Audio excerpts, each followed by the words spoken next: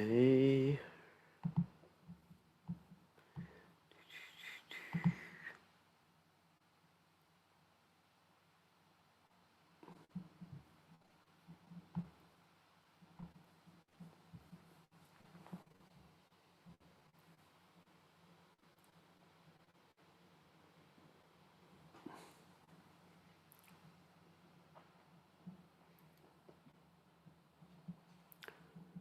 Okay, great. All right. Let's see what we can do. Okay, we got 14 people. Okay. Whoops. So start the video. So good to see everybody this evening. So what we're going to do is we're going to start with a little dance. And this is part of our morning program this morning, which was many hours ago. So we're going to show you some dancing. Just let me just see something.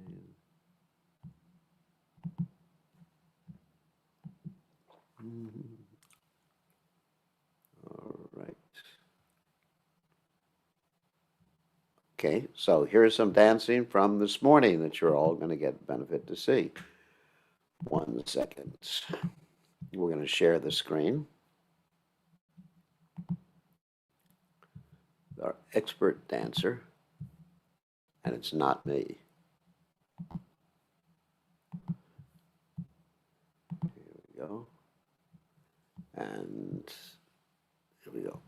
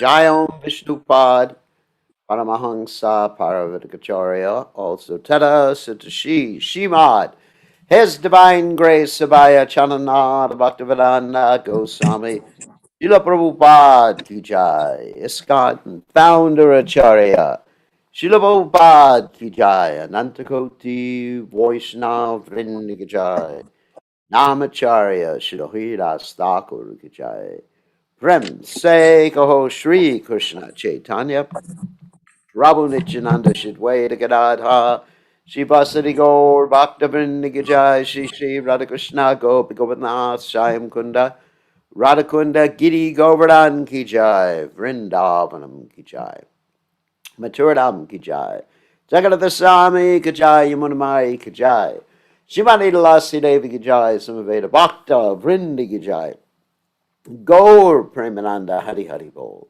All glorious the assembled devotees, all glorious the assembled devotees, all glorious the assembled devotees, all glorious to Shri Guru and Gauranga, Srila Prabhupada Ki Jai, Gaur Premananda Hari Hari Bol. Namo Om Vishnu Padaya Krishna Pastaya, Bhutale Shrimati Bhaktivedanta Swami Namani Namaste, Saraswati Devi Gauravani Pachari Nivashesha Shunyavadi. Paschatya Dejatarne, so Omaganatamuranda Shagananjana Shlakya, Chakshuram Meditam Yena Tasmai Shigadaveda Maha. I offer my respectful obeisances unto the lotus feet of my spiritual master, His Divine Grace, A.C. Bhaktivedanta Swami Srila Prabhupada, who so kindly opened my eyes with the torchlight of knowledge while I was blinded in the darkness of ignorance. So today, as I promised everybody, we're going to do an overview of the Mahabharata, not specifically the stories, but to actually talk about the Mahabharata book or books and the different parvas and where each and every story occurs within the different chapters or parvas of the Mahabharata. And I thought this was quite interesting since we went through the stories yesterday. Of course, we'll reference the stories, but we're not going to really tell so much of the stories today. So those of you who know the stories from the Mahabharata will be able to remember the stories as we go through the different sections of the Mahabharata. So we have a slideshow to help you with this. And the slideshow is called, obviously, the Mahabharata Summarized. So we're going to start it right now. It's called the Mahabharata Summarized. Let me clear my screen. Okay, good. And so we're going to get an overview of this massive work. Of course, the Mahabharata and the Ramayana are called itihasas. Itihasa means thus it happened or history. So they are histories. And the Mahabharata is far larger than the Ramayana is. Something like 4 or 8 times larger than Ramayana. But the Ramayana is the world's largest epic poem. The Mahabharata is not all in poetry format. Okay, so now here, let's go ahead. And as I mentioned, it's the longest epic in the world. There's 100,000 two-line stanzas, 8 times as long as the Iliad and the Odyssey combined. And for those of you who don't know what the Iliad and the Odyssey is, that's okay. It's not really that, well, it is important if you're in the Western world, but it's considered to be one of the main epics, well, in the Western world. And there's 18 parvas or books of the Mahabharata. All right, go ahead. Whoops. So, Mahabharata, or at least the story of the Mahabharata, occurred around 3129 BC. Here it says AD, which is completely wrong. AD would be right in the future. I didn't notice this one. So there's astronomical evidence described in the Mahabharata, such as astronomical means like the stars, the moon, eclipses and things like that that are corroborated by modern science utilizing computers that go back and look at the sky the way it was about 5,000 years ago. So this is actually really important. That's how we know exact dates of the Mahabharata, because of the astrological, astronomical evidence, which is described elaborately in the Mahabharata itself. So let's start with the first parva, or first book. And in this first book, there are going to be many things we talked about before, which is Mahavish, who was in the heavenly planets, becoming Shantanu because he lusts after Ganga Devi. Ganga Devi comes down, marries Shantanu. Uh, Bhishma is born as their eighth son after Ganga Devi kills the other seven, because they have this prenuptial agreement that Shantanu will not disagree with Ganga Devi.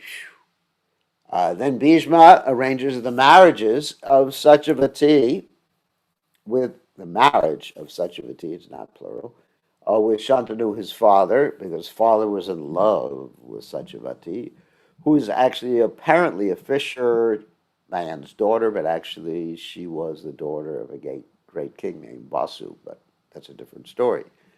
And then they have two kids. In the meantime, Bhishma renounces his claim to the throne and renounces his ability to get married, so that the son or sons of Satyavati can become the next kings, which doesn't really happen, because she has two sons named Chitrangada and Vichitravirya.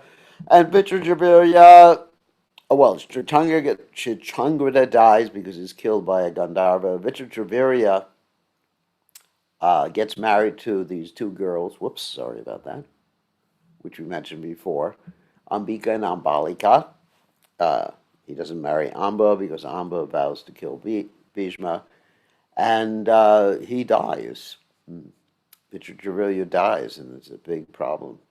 So, Vichitravirya dies, and after he dies, Vyasadeva is called to have a kid or kids with Ambika and Ambalika, and therefore Dhritarashtra and Pandu are born. And later on, Vyasadeva has a kid with a maidservant, and therefore Vidura is born. Vidura is actually Yamaraj, who's been cursed because he made a bad mistake. And what was his bad mistake? He actually sentenced a sage to be pierced with a lance, because when this sage was very young, this sage pierced an insect with a piece of grass. And so that was the sage's punishment. To be pierced with a lance. And the king, anyway, the king sentenced the sage to have that done. It was Yamaraj who arranged it, but the king who sentenced it, because there were dacoits hiding in the sage's ashram. And then what happened was that this sage, he remained alive in spite of having a lance through his body. And they tried to remove the lance. They couldn't, so they had to break it off. So the sage was known as the sage with a lance in his body. And therefore what? Therefore, he got very angry at Yamaraj for doing that to him because of a simple mistake he made when he was a kid. And then he cursed Yamaraj to be born as a Shudra. And that's why Yamaraj was born as Vidura. But the real reason Yamaraj was born as Vidura was because Yamaraj wanted to do some good preaching, and Vidura got a chance to do a lot of good preaching. So Dhritarashtra marries Gandhari, and Pandu marries Kunti. And all this is in the Adi Parva. There's more in the Adi Parva too. Madri, the second wife of Pandu, marries him. Pandu has a hunting accident and takes vanaprastha because he can't really approach his wives for sex or anything. And therefore, he arranges that Yamaraj is called so that his wife can give birth to Yudhisthira. And of course, later on, he arranges for his wife to give birth, Kunti, to give birth to Bhima, and then Arjuna, and Nakula, and Sahadev through different demigods. And Gandhari gives a birth to a lump of flesh, Bhima and Duryodhana are born at the same time, but Yudhisthira is older, so he's going to be the next king. I mean, that's the law of primogeniture. So let's see, the Pandavas take birth from the demigods. Pandu dies, and the Pandavas return to Hastinapur, and there's so many attempts on the Pandavas' lives. And then Dronacharya becomes the guru of the Pandavas. We discussed this before. And as part of the Guru Dakshin, after the Pandavas graduate and the Kurus graduate, uh, they attempt to defeat Drupada. The Kurus are not able to defeat Drupada, but the Pandavas are. And half of the kingdom is taken away from Drupada. And the other half is actually kept by Dronacharya and his son Ashwatthama. And Karna, who was the son of Kunti from before her marriage, Kunti and the sun god, appears somehow or other and challenges the Pandavas. And the Kuru dynasty, headed up by Duryodhana, wants the Pandavas to be challenged by this personality who was apparently born in a Shudra family because he was found by a Shudra man and a woman. So Duryodhana gives Karna a kingdom of Anga. So therefore Karna becomes qualified to challenge the Pandavas. This is all happening in the Adi Parva. Then Drupada, getting very angry because he lost half his kingdom, performs a fire sacrifice and gets his son Drishtadyumna, who is meant to kill Drona and Draupadi from the fire. Then there's many attempts to kill the Pandavas, culminating in the attempt to burn them in a house made of flammable material.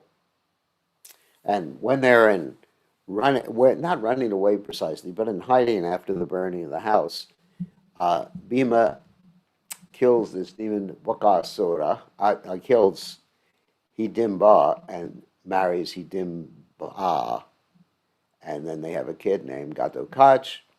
Then Bhima kills Avakasura, which is a demon in Ekachakra.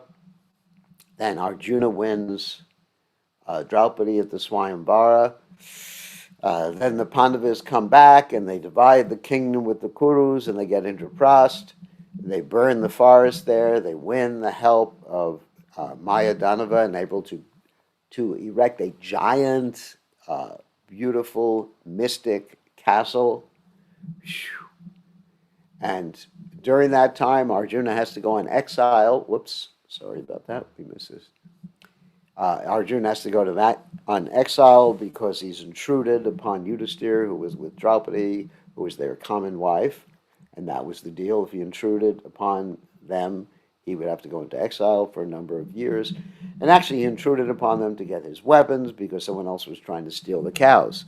So while he's in exile, he marries Ulupi and Chitrangada. And that's in Manipur and also in the Serpent Kingdom.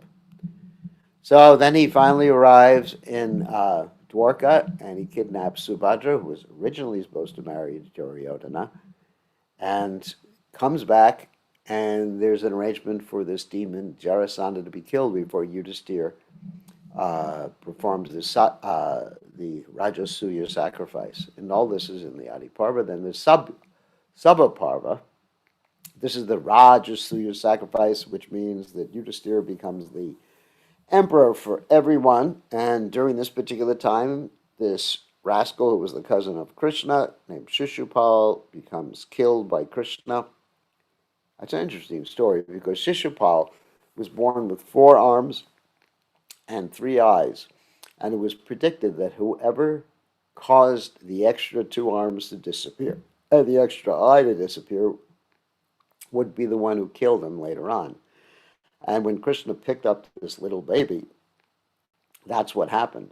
So Shishupal's mother made Krishna promise that he would not kill Shishupal. And Krishna said, all right, I won't kill him unless he makes 100 offenses. So during this Rajasuya sacrifice, Shishupal was making 100 offenses, and Krishna was counting down from 99, 98. When he reached the 100th offense, Krishna killed him. After the Rajasuya sacrifice, Duryodhana was insulted because he fell into water, which he thought was land, ran into a doorway, which he thought was an open space, And everyone was laughing at him, and he became so insulted that he became determined to insult the Pandavas and arranged, with the help of Uncle Shakuni, a gambling match in which the Pandavas lost everything and even lost their wife. And the crews attempted, especially Dushashana, attempted to disrobe Draupadi, and Krishna provided unlimited cloth, so Draupadi was saved at that particular juncture. After this, Bhima vows to kill Duryodhana, and it was decided, because there was one more gambling match after this, it was like winner takes all, that if they lost, they would go into exile for 13 years, actually 12 years of regular exile and 1 year of incognito exile. So this is the Shabda Parva. Then Vana, which means the forest. In the forest, uh, Parva, it's actually Parva, not Para. You have the story of Shikandi. Shikandi was Amba in his or her past life. I can tell that story real quickly because we didn't tell it yesterday. So Amba had vowed to be the cause of death of grandfather Bhishma. Well, she couldn't do that in that particular lifetime, so she had to leave her body, get the mercy of Lord Shiva. And she was born as the daughter of Drupada. So she was Drupada's daughter, and whoops, what happened here? Okay, she was. This computer has a mind of its own. So the Drupada's daughter, but Drupada thought that she was a boy. Why do you think she was a boy? Because Lord Shiva said that this is a boy. So he had great faith in Lord Shiva, and he believed that she was a boy, and he arranged a marriage of her with another girl, thinking that she was a boy. Hare Krishna. So marriage was arranged, and during the marriage, the other girl decided that she had married a girl instead of a boy, and her father, who was also a king, became very angry, wanted to attack Drupada, and so Shikandini, which was her female name, went into the woods to escape because thinking that this was all her fault. She ran into a Rakshasa, I think it was Stuva something, and the Rakshasa, feeling very much compassion upon her, exchanged his masculinity with her femininity. So she became a man, Shikandi. And the Rakshasa said, well, you can be a man for as long as it takes to actually rectify this whole situation, but, after a few days, you got to come back. Give me back my masculinity. But in the meantime, this Yaksha had a visit from Kuvera, and Kuvera got so angry that this Yaksha friend had transformed himself into a woman. He cursed this Yaksha to remain a woman as long as Shikandi remained alive. So Shikandi was born as a woman, but for all intents and purposes was a man, and grandfather Bhishma knew this too. That's why Shikandi could fight in the Battle of Kurukshetra. So, uh, that's the Shikandi story. And the reason we're telling the story of Shikandi is because grandfather Bhishma knew that Shikandi was born as a woman, and he had the ethics or morality of never shooting an arrow at a woman. So later on, Arjuna was able to use Shikandi as a human shield to cause grandfather Bhishma to put down his weapons so Arjuna could fill grandfather Bhishma with the arrows. Then also in this Parva, the Pandavas get tested by Durvasa, which we talked about yesterday. Arjuna goes to the heavenly planets and learns dancing, and he gets cursed by Urvasi because Urvasi wants to have a relationship with him, but he understands she is his great, great, great, great, great, great grandmother, and so he calls her Mataji. She gets angry. You're going to be a eunuch, and Indra says you could be a eunuch for 1 year, and that'll help you in the incognito year. And then Bhima gets blessed by Hanuman to have great powers, and also Hanuman says he's going to become the flag of Arjuna, which we mentioned yesterday. Whoops, Sorry about that. Duryodhana gets captured by the Gandharvas and Arjuna frees him. And then right before the incognito exile, Jayadratha tries to kidnap Draupadi, but the Pandavas capture Jayadratha and give him 5 little tufts of hair. So later on, during the Battle of Kurukshetra, Jayadratha tries to get even. And actually, he has a benediction from Lord Shiva that he could defeat 4 of the Pandavas for 1 day. So, then the Pandavas, during their year of exile, this is the Virat Aparva, hide in Virat, and the Pandavas become Kanka, Balaba is Bhimsen, Rihanala, who is the eunuch, Arjuna, Arishthanemi, and Grantika, Nakul and Sahadev, and Sarindri means a hairdresser, and that's Draupadi. So right at the end of this whole year of incognito exile, the Kurus, in order to come across the Pandavas and ruin their last year of incognito exile, because they'll have to go into another 13 years, they attack the kingdom of Virat, and Arjuna defeats them just after the sun sets and the exile is over. And then they arrange Abhimanyu's marriage with Uttara. So who is Uttara? Uttara is the daughter of the king of Virat, and Uttara is also the mother of Parikshit. Later on, she becomes the mother of Parikshit. And Abhimanyu is the son of Arjuna and Subhadra, Krishna's sister. So that's Virat Parva. In the Udyoga Parva, Vidura is insulted because he actually gives good advice to Dhritarashtra, and Duryodhana insults him, so Vidura goes on pilgrimage, and he's not present during the whole year of the Mahabharata war. Sanjaya is sent as a peace envoy. Sanjaya is the secretary of Dhritarashtra, and later on Krishna comes as a peace envoy to the Kurus, and the Kurus, especially Duryodhana, try to capture Krishna, and they refuse to give the Pandavas as much land as would fit on the head of a pin. And then Krishna and Kunti appeal to Karna to switch sides and join with their brothers, with their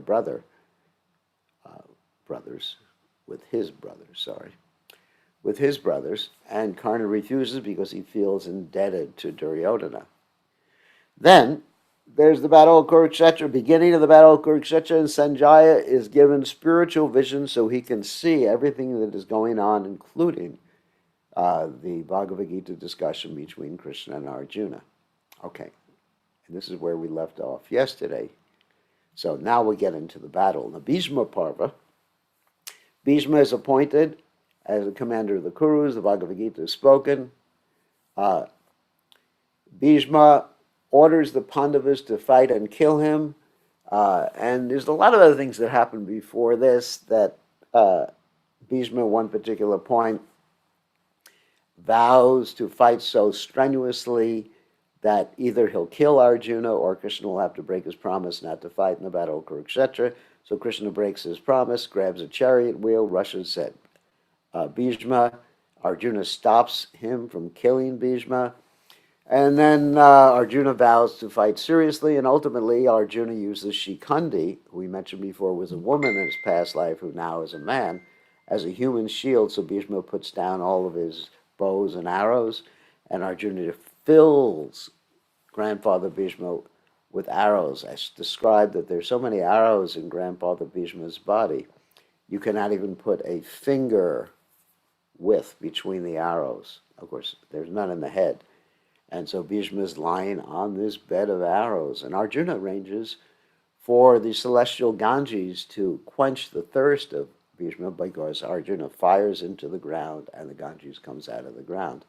And Arjuna also arranges for a nice pillow made of arrows to be under Bhishma's head as he's lying on his back on this bed of arrows. It's actually a really traumatic description of grandfather Bhishma's lying there.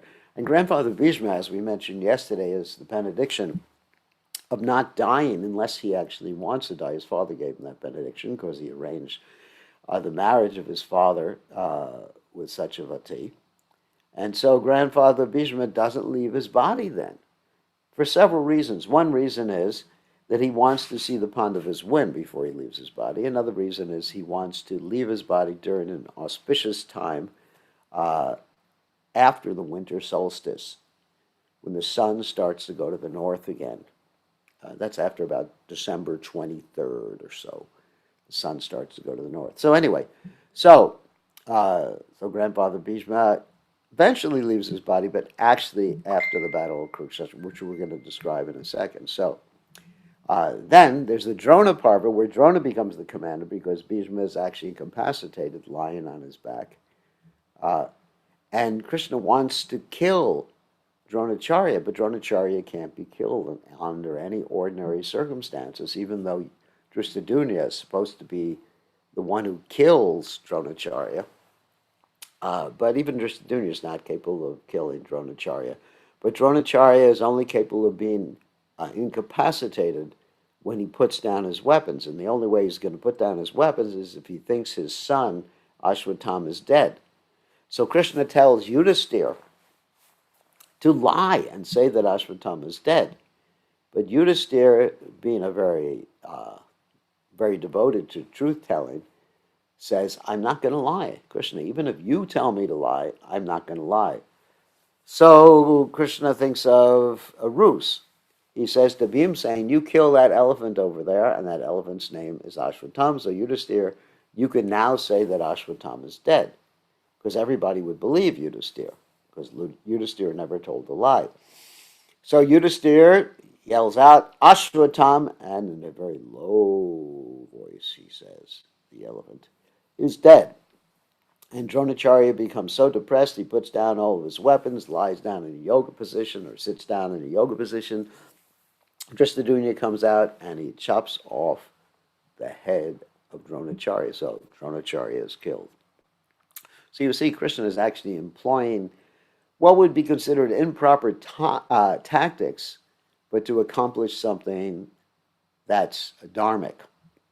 And that's called consequentialism, that you can judge the ethical nature or moral nature of an act by the consequences. Then you get to the Karna Parva. Karna, as we mentioned before, is the first son of Kunti, and he knows it at this particular point, and he's actually promised Kunti that he's going to arrange for 5 of the sons of the Pandavas to be alive, because he's actually the 6th son, so his intention is to kill Arjuna. So Karna is appointed as a general, and then what happens is that Karna has this curse that was given to him by his spiritual master, actually 2 curses, one by his spiritual master and one by the earth, or cow. So the curse by his spiritual master was that Karna would forget all of his mantras and the weapons when it was time for him to die at the final battle. And the curse from the earth was that, or the cow that he killed, was that at the time of the final battle, his chariot wheel would sink into the ground and his chariot would not be able to move. The reason he was cursed by the cow is he killed the cow. The reason he was cursed by his spiritual master is that he was pretending to be a Brahmin, and his spiritual master, Parashuram, hated Brahmins, and he discovered Karna was not a Brahmin, Karna was a Kshatriya, when Karna was able to tolerate this like horrendous insect burrowing into his body. So Karna, when he was trying to pick the wheel of his chariot up, and he couldn't remember his weapons, was killed by an arrow from Arjuna. That was improper too, but Krishna encouraged Arjuna. Arjuna didn't want to do it.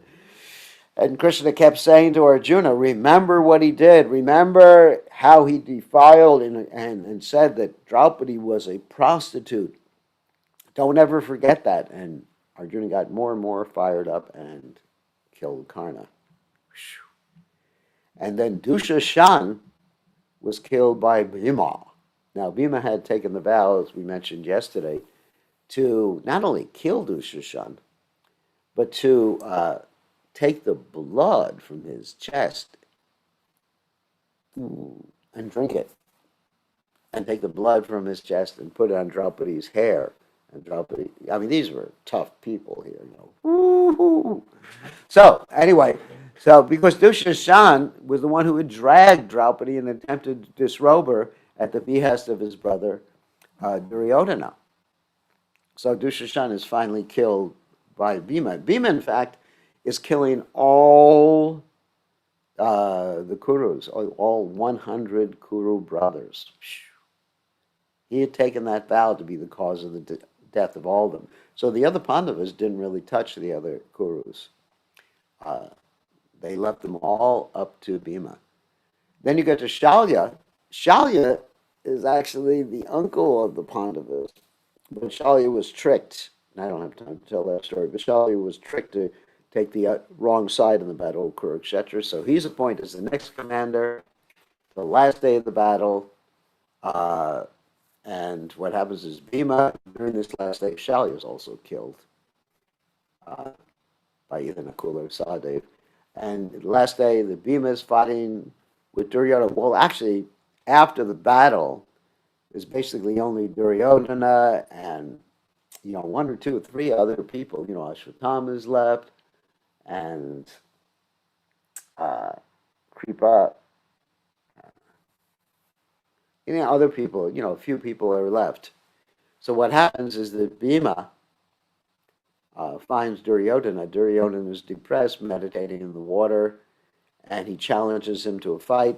And there's an interesting scene here that Gandhari, the mother of Duryodhana, attempts to give Duryodhana a iron hard body, make him like Superman, basically, because she has performed this austerity of binding her eyes for her whole life to be chaste to her husband.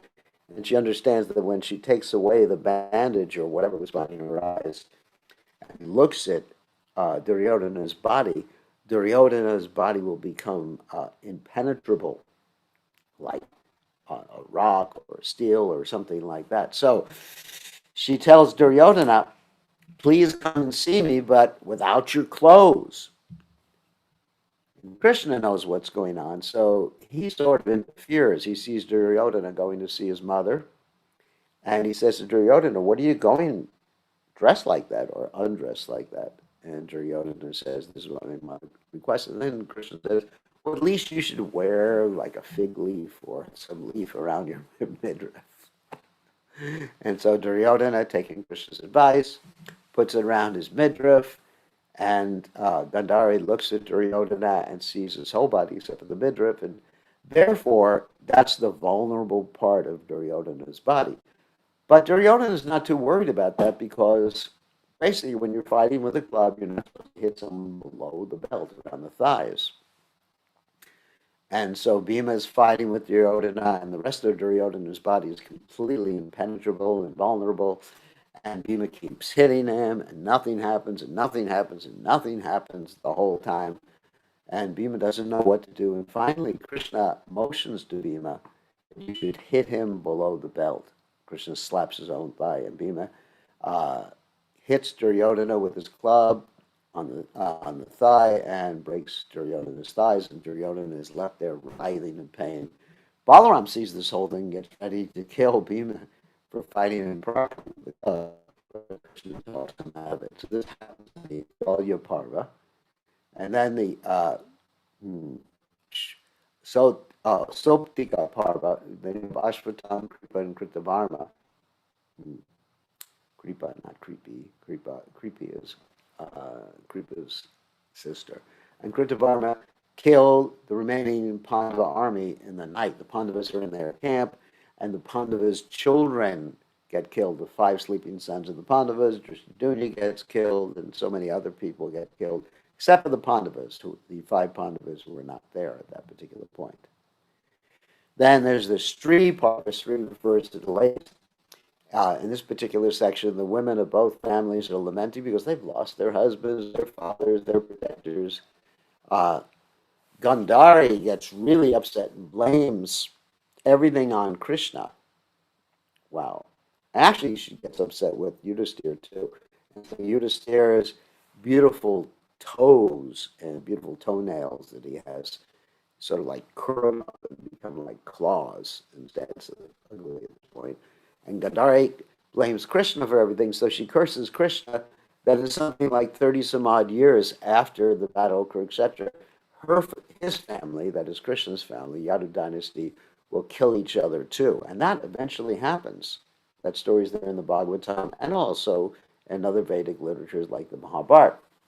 What happens eventually is that Krishna's family, at least the men, they get drunk on rice wine, and they have these sticks and that are like iron rods, or they grew out of the ground, and they beat each other to death. So that's because of Gandhari's curse, which Krishna wanted. Because he wanted to get rid of his family. Why did he want to get rid of his family? Because everything was accomplished. What do I mean everything was accomplished? The reason this whole battle of Kurukshetra was fought was to get rid of the demons, and therefore Krishna's family, which were demigods and powerful personalities, had to be brought down to the earth.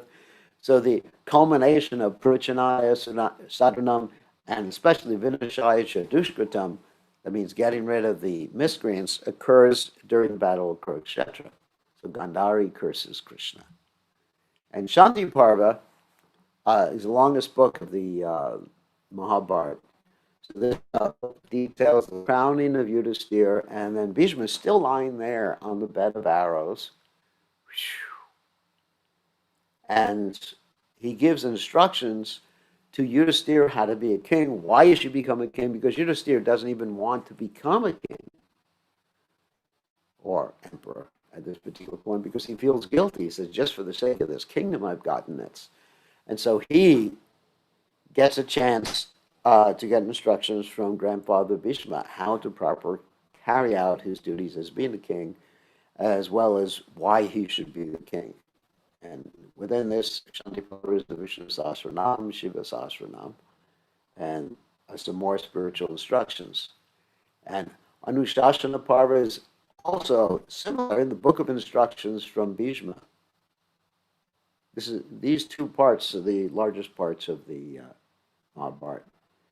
And Ashvamedha Parva is when Yudhisthira performs the Ashvamedha sacrifice. This is after he's the emperor again. And it's a world conquest by Arjuna. Arjuna actually collects the wealth for the sacrifice because there's no wealth left over after the battle of Kurukshetra because everything's been destroyed. So he finds a sacrifice.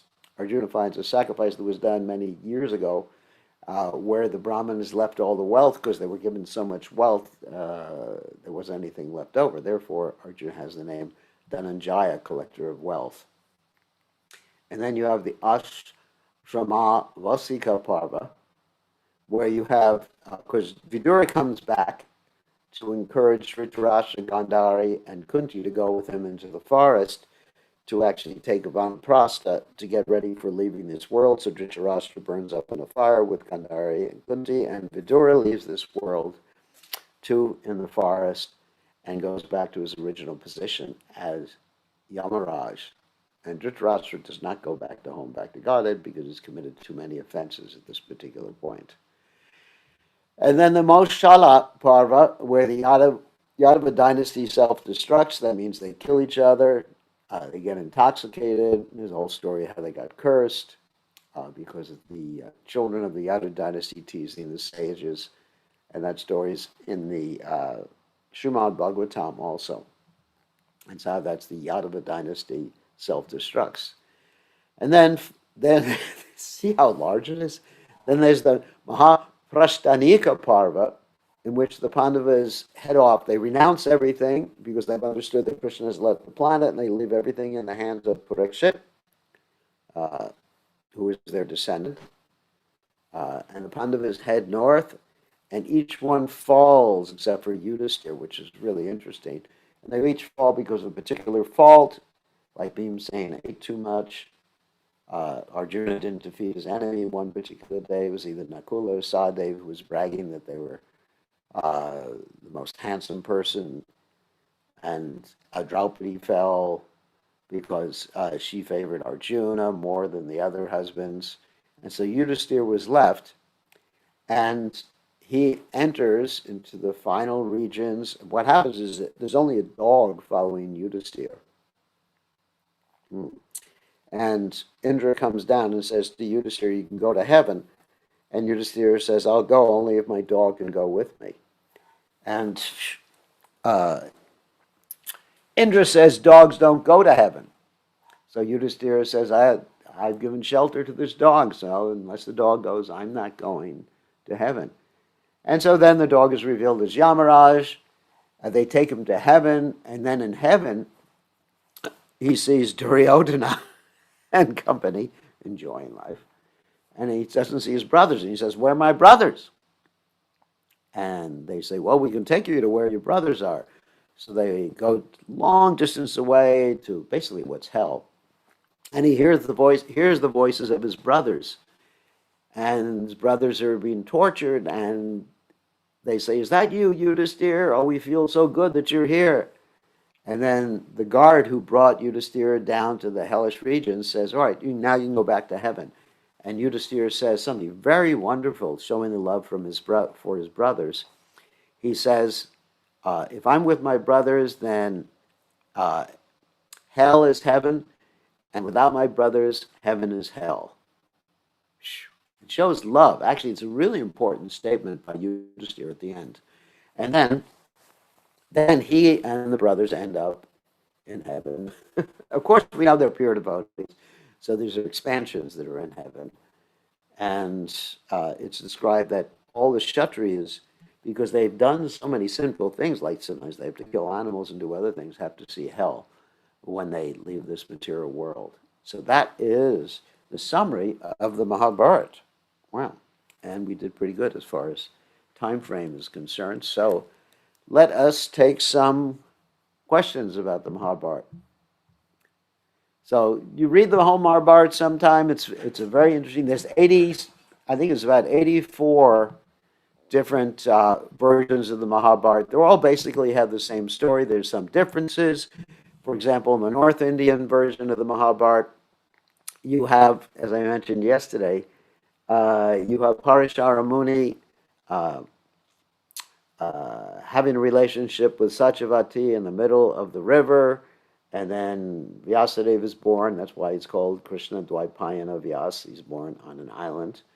And in the South Indian version of the Mahabharata, you have Parashara Muni and Satyavati having a regular old marriage, getting married, and Vyasadeva is born. But, there's some little details like that. Because South India, they're definitely a lot more conservative than in North India.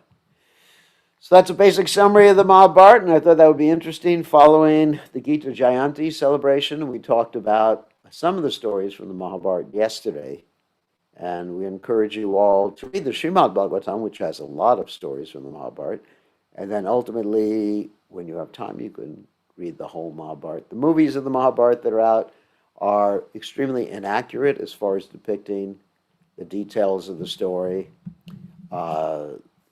The edition of the Mahabharata that's most accurate is the Ganguly edition of the Mahabharata, which is the one I make reference to. So, who wants to ask a question now?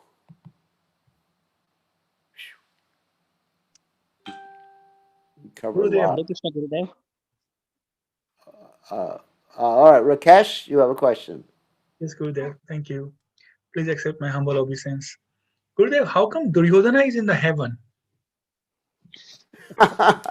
Duryodhana, it's described, at least the Ganguly edition of the Mahabharata, that Duryodhana and Shakuni are Kali and Dwarpa. They're considered the worst of the demigods. This is at least in the Ganguly edition. In other words, Duryodhana and Shakuni had the service of stirring things up so that millions of Kshatriyas could be killed simultaneously. Now, why did Krishna want millions of Kshatriyas killed simultaneously? Because, as in the 8th canto of the Srimad Bhagavatam, there's a description of all the demons being harassed, killed, defeated by the Supreme Personality of Godhead. So they had to go somewhere. And what happened is they went down, as I mentioned last night, if you were listening, they went down to the Earth planet and took birth in the Earth planet, or on the Earth planet. And so they had to be wiped out. Sometimes the demons try to escape from the demigods. Another time, there's a story. This is actually a story in the Mahabharata and also in the Ramayana that the demons took shelter in the ocean, and the demigods had a lot of trouble going into the ocean because Agni Dev, you know, can't stand water for obvious reasons. So they called for this one sage, Agastya, to take a big drink, and anyway, he took care. He took care. I'm going to mute whoever's making noise. Okay. He took care of the whole ocean, and later on, that ocean was filled with the Ganges water. But that's a story in the Bhagavatam, and it's also in the Mahabharata and Ramayana. Ramayana goes into that story in greater depth. So, uh, anyway, so the demons are continually struggling with the demigods, and this particular juncture, right before the Mahabharata or during the Mahabharata period, the demons took birth in king families, Kshatriya families on the earth planet. It's mentioned in the Vedic literatures that in Kali Yuga many demons will take birth in Brahmin families. Doesn't mean that every Brahmin is a demon, but it means that some Brahmins are actually demons, and that's why they took birth in Brahmin families. And that's why there's so much impersonalism and voidism nowadays. Nivashesha Shunyavadi Paschacha Dejatarni, which Srila Prabhupada came to this Western world to drive this philosophy or the philosophies of impersonalism and voidism away. So, that's why. So they had a mission. Duryodhana was doing his duty. If it hadn't been for Duryodhana, there wouldn't be a battle of Kurukshetra. If it hadn't been for Shakuni, there wouldn't be a battle of Kurukshetra. And how is Krishna going to do Vinashaya Chadushkritam in an efficient way? Efficient means millions killed in a few days. You know, like war is a very efficient way. Oh, I hate to say this, reducing the population. But anyway, war is a very efficient way of getting rid of people. What can I say? And in those days, well, another thing you should understand, in those days, the wars were not fought in the cities like they are now. If you read about or hear about or see films of World War II and World War I, there's all sorts of devastations. Ordinary citizens are being bombed. I mean, there's blitzkrieg. There's the atom bomb that was set off over Hiroshima and Nagasaki. It killed so many ordinary people. But in the Mahabharata times, people were chivalrous. So you had Kshatriyas fighting with other Kshatriyas. And they wouldn't have a woman on the battle of Kurukshetra. Of course, there was Shikandi, but Shikandi was actually a woman who was turned into a man, but that's another subject matter. So things were rather chivalrous. And also at night, the participants in the battle of Kurukshetra would sometimes meet with each other. There's this whole story where Duryodhana went to Grandfather Bhishma and said, "You're not fighting very seriously." And Grandfather Bhishma, feeling like his honor was being challenged, he took out 5 arrows and he says, "I vow that tomorrow these 5 arrows will kill the 5 Pandavas." So what happened is that Duryodhana was thinking, I better safeguard these 5 arrows and give them to Grandfather Bhishma at the right time. So he took the 5 arrows, kept them with him. Then Krishna, understanding what was going to happen, brought Arjuna to see Duryodhana in the evening when they weren't fighting. Someone else is not muted. Okay. Someone else is. Well, I can tell, actually. I have a fancy way of telling. Okay. So, that's Rishikesh. Okay. I just muted him. So what happened is that Krishna took Arjuna to meet with Duryodhana. And Arjuna said, "Oh, Duryodhana, I have a favor to ask from you." And Duryodhana said, "Whatever you want. I'll even give you back the kingdom if you want." And of course, he understood Arjuna was not going to ask for the kingdom back because a Kshatriya is not supposed to ask for charity. It's, like death. It's not allowed for a Kshatriya. So uh, Arjuna said, "No, I don't want the kingdom back. I just want those 5 arrows." And so he got those 5 arrows that were supposed to kill the 5 Pandavas. So Krishna was very, very tricky in that regard. Uh, but it was all planned by Krishna so that all these rascals could be killed pretty much within a few days. I wouldn't say simultaneously, but within a few days they could be killed. Krishna is very efficient. Uh, Mrityu sarva haraschaham. He's all devouring death, and also kalo asme. And during the manifestation of the universal form, which is mentioned in the 11th chapter of the Bhagavad Gita, we find everybody rushing into Krishna's mouths like moths rush into the flames. And Arjuna is understanding at that particular juncture that these people are already killed by Krishna's will, and that Arjuna is simply being asked to be an instrument for Krishna's desire, Krishna's plan. It's nice. I mean, I don't like killing, but anyway, it's Krishna's business. Fritranaya Sadanam Vinashaya Chadushkritam. Okay. Rishikesh, I think Rishikesh or by Chaitanya had a. Yes, Hare Krishna Maharaj. Haribol. Do you want me to go first, or shall I ask? Shall I wait? Why don't you go now? Yeah, why don't you Okay. go now? Please accept my humble obeisances. Dandavat pranam to you.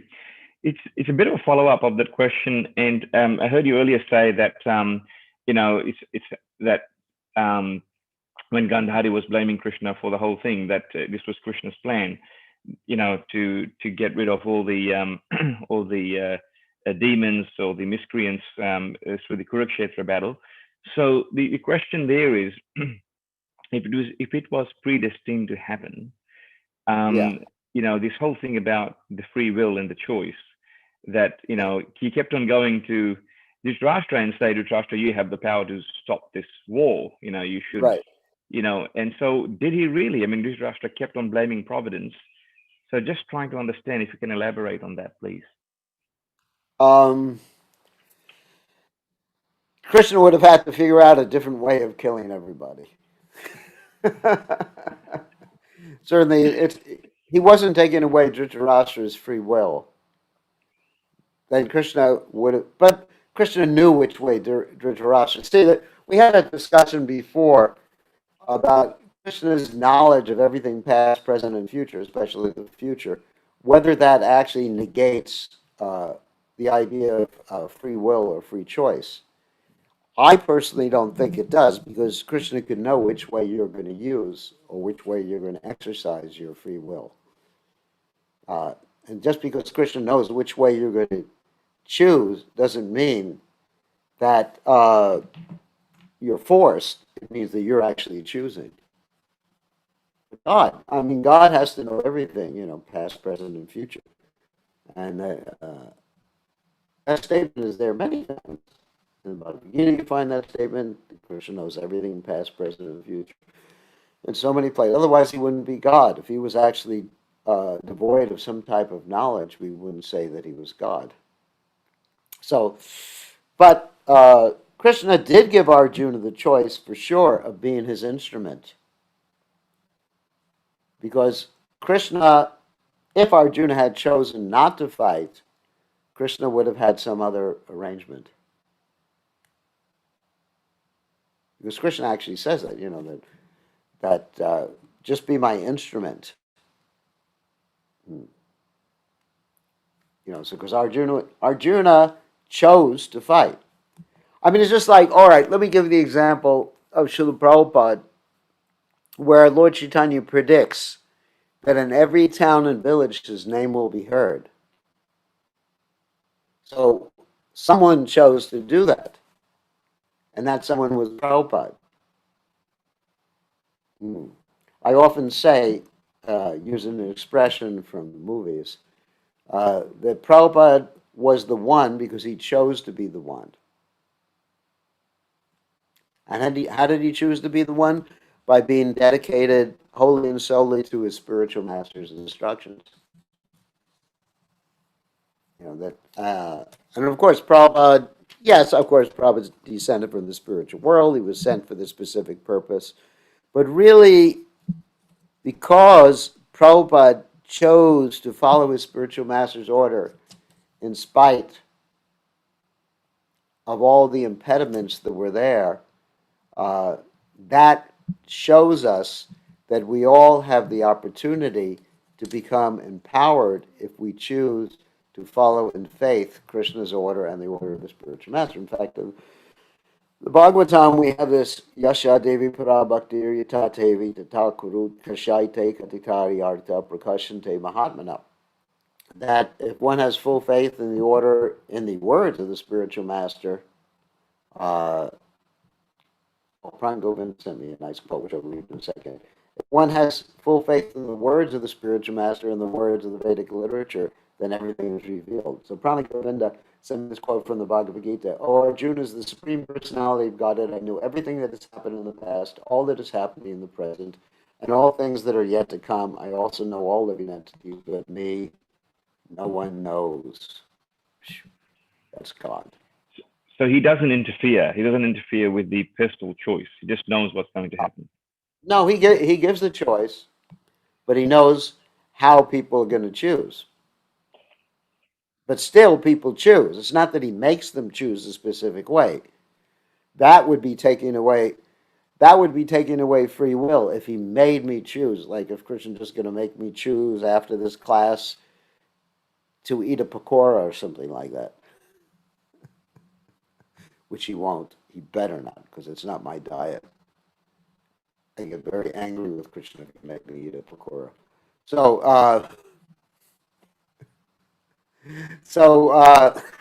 sorry about that, Krishna. Who knows? It may happen. There's no pakoras here, don't worry. So, so it's not that Krishna is forcing me to do something, but he knows. Someone else sent a message. Krishna chose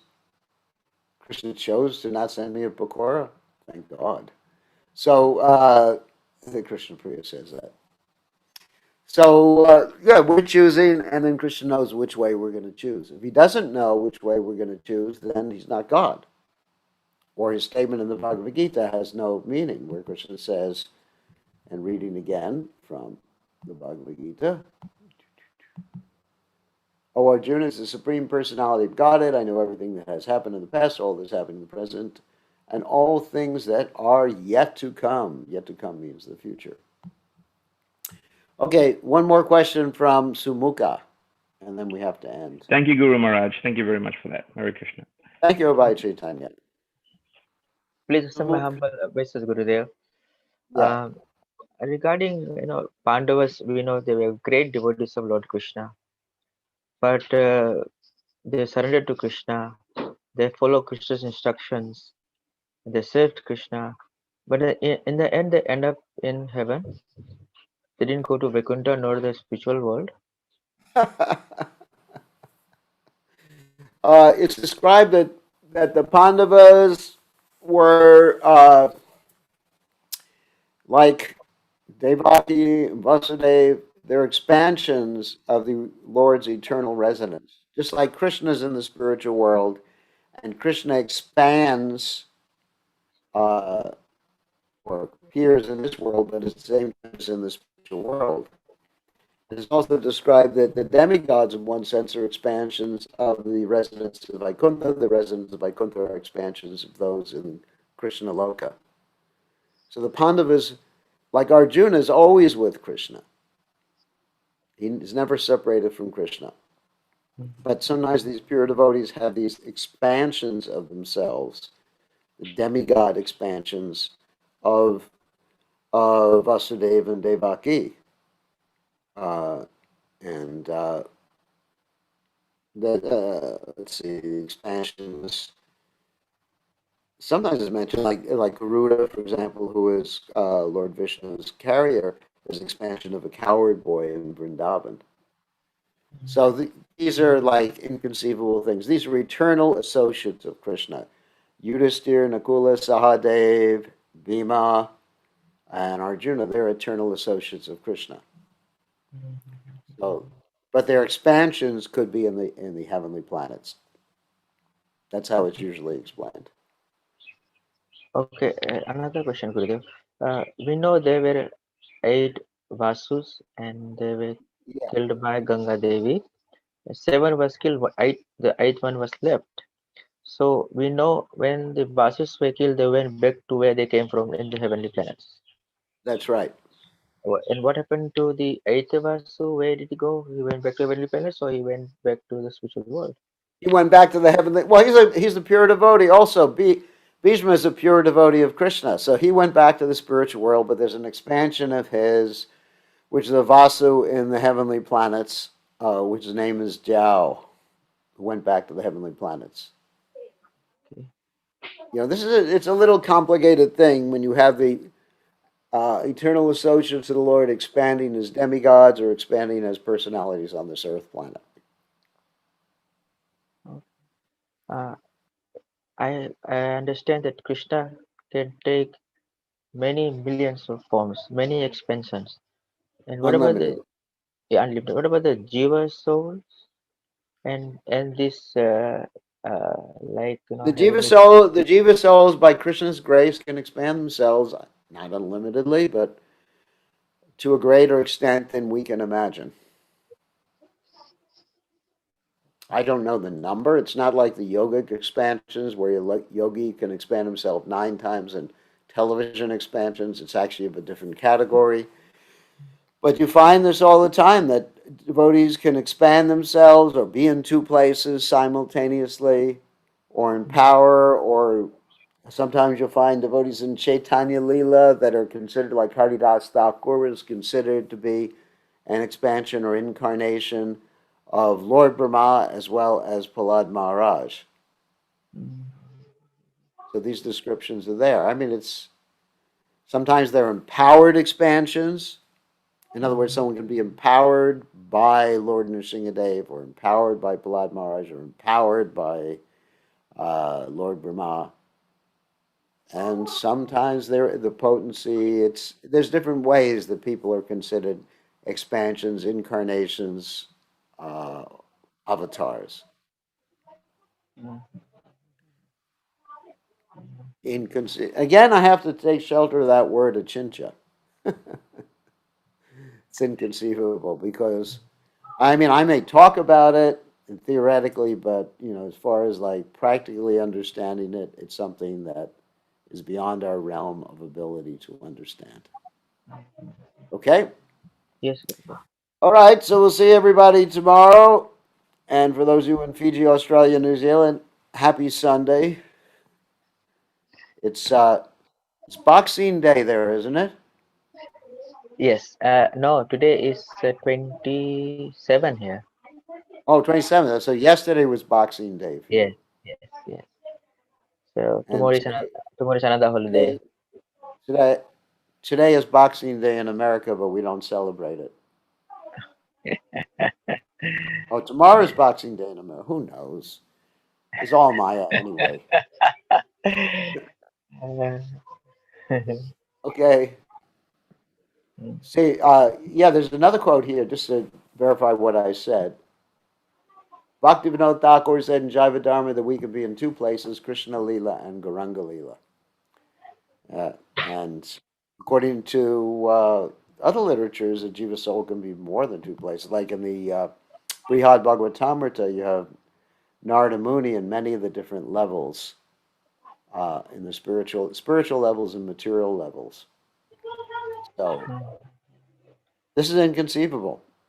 Okay, all glories to Srila Prabhupada ki jai. Haribol.